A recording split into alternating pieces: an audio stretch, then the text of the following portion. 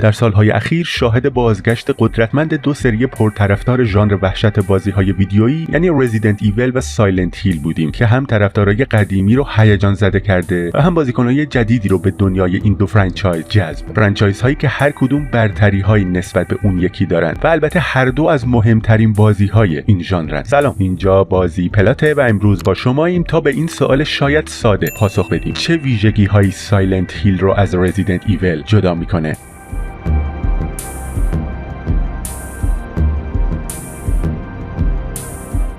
داستان‌های سایلنت هیل برخلاف رزیدنت ایول معمولاً روی آسیب‌های روانی و مشکلات عاطفی شخصیت‌ها به خصوص قهرمانای داستان تمرکز می‌کنند. به طور کلی داستان‌های سایلنت هیل وزن احساسی بیشتر و جهانسازی عمیق‌تری دارند و معمولاً پر از پیچ و خم‌هایی هستند که پلیر رو تا پایان تو شک و تردید نگه می‌دارند. مثلا بازی سایلنت هیل 2 بسیار چند وجهیه و شما به عنوان مخاطب نمی‌تونین به راحتی کاراکترها رو قضاوت کنین، چیزی که نمونه‌های کمی ازش تو دنیای ویدیو گیم وجود داره و میشه گفت کم نظیره. هر نسخه از بازی هم تم متفاوتی داره، مثلا پدری که دنبال دختر گم شدهشه یا شوهری که داره برای همسر فوت شدهش عزاداری میکنه. برعکس رزیدنت ایول، سایلنت هیل بیشتر روی داستانش تمرکز داره تا گیم پلی و به همین خاطره که اکثر بازی‌های رزیدنت ایول از لحاظ گیم پلی سرگرم کننده تر و بهترن. شخصیت‌های رزیدنت ایول معمولاً همون قهرمان‌های کلیشه‌ای بازی‌های ترسناکن، یعنی قهرمانایی که کامل قدرتمند و در نهایت تقریبا همیشه موفق میشن یه عده رو نجات بدن. اما سایلنت هیل روی شخصیت‌هایی تمرکز داره که پر از عیب و ایرادن و یه گذشته تلخ یا یه بار روانی با خودشون حمل میکنن. نکته دیگه‌ای که وجود داره سیاه و سفید نبودن شخصیت‌های سری سایلنت هیله. مثلا به راحتی میتونیم بگیم که لیان اسکندی یا کریس ردفیلد شخصیت‌های خوبی هستن، ولی آیا همین حرفو میشه درباره جیمز ساندرلند زد؟ آیا اون واقعا شخصیت خوبیه یا یه شخصیت بد؟ واقعا نمیشه به همین راحتی دربارش حرف زد.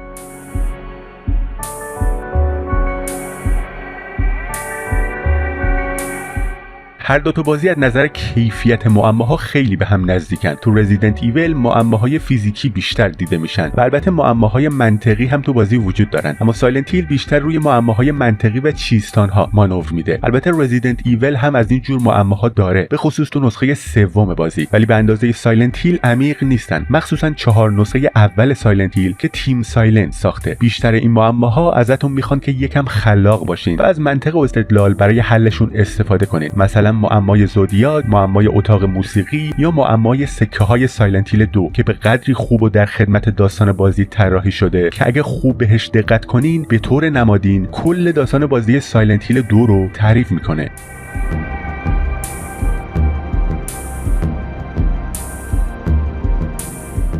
با اینکه ممکنه طراحی بیشتر هیولاها تو سری رزیدنت ایول معروفتر و حتی تو بعضی موارد بهتر باشه، سایلنت هیل تو طراحی ترسناک هیولاها چیزی کم نداره. البته اینجا منظور از ترس بیشتر ترس روانیه، مثلا از جنس ترسی که اون جنین بزرگ بازی رزیدنت ایول ویله ایجاد میکنه. اون جنین جزء ترسناکترین موجودات کل بازی‌های ترسناکه.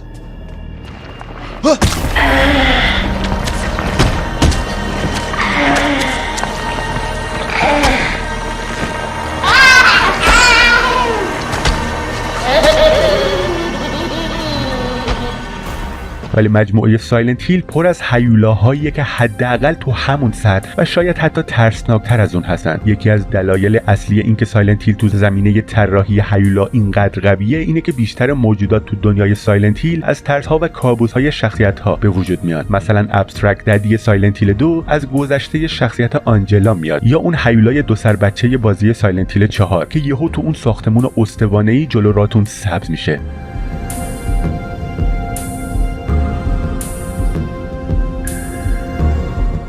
هر دو مجموعه سایلنت هیل و رزیدنت ایول به خاطر محیط هاشون خیلی معروفن، یعنی عمارت اسپنسر، ایستگاه پلیس RPD و راکون سیتی به راحتی جزو بهترین لوکیشن ها تو کل بازی های ترسناکن. با این حال سایلنت هیل محیط مناسبی برای یه بازی ترسناکه، یه شهر خالی پر از مه که تو خیابونا و ساختموناش پر از هیولاست.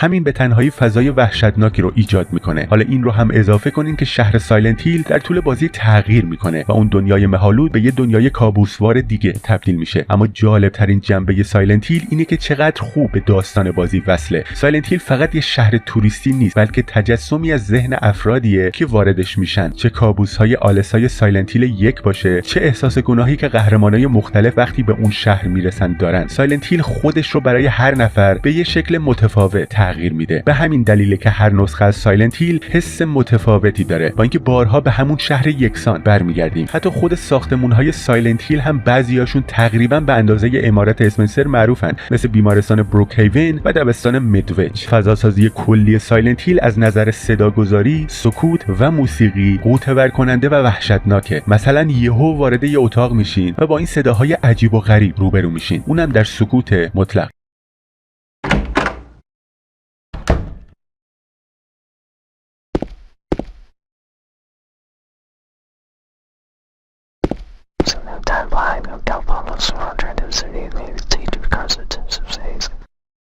چیزی که تو سری رزیدنت ایول دیده نمیشه. تیم سایلنت که 4 بازی اول سایلنت هیل رو ساخت، لحن مشخصی رو برای این سری تعریف کرد که متاسفانه به تدریج و بعد از کنار گذاشته شدن توسط کنامی این لحن کمرنگ تر شد. دیالوگ‌های با فاصله، سکوت، موسیقی بهتاور و عناصری که حس گمشدگی و نوعی گیجی رو به بیننده منتقل می‌کردن. جالبه که شخصیت اصلی اولین بازی سایلنت هیل یعنی هری میسن تو یکی از اولین دیالوگاش انگار به همین موضوع اشاره می‌کنه. How do you feel?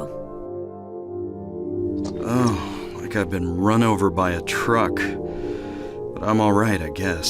ویژگی هایی که سرمشق بازی های دیگه ای هم شدن. شنیدن صدای زنجیر و کوبیدن در حالی که دارین از اون فضاهای زنگ زده و کابوسوار رد میشین، یا شنیدن صداهای پرستارها وقتی بهشون نزدیک میشین، یه فضای واقعا آزاردهنده ایجاد میکنه. بازی های کلاسیک رزیدنت ایول هم تقریبا ترسی از این جنس داشتن.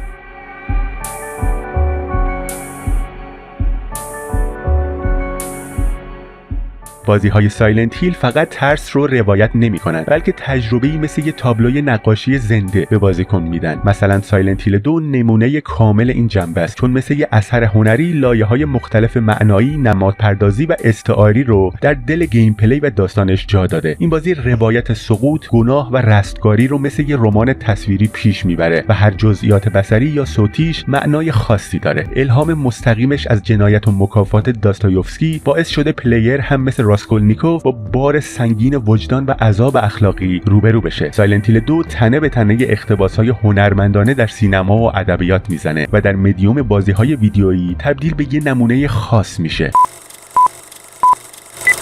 مصاحبه‌های اخیر سازنده‌های بازی رزیدنت ایول 9 و همچنین خبرهای رسمی منتشر شده از بازی پر از نکته‌های ریز و درشته، از معرفی فیس مدل‌های شخصیت‌های اصلی بازی گرفته تا حضور یه معمای بزرگ داستانی به سبک فیلم 7 و سریال اکس فایلز. حتی بعضیا میگن داستان بازی این بار بیشتر از همیشه میخواد وارد فضای تاریک و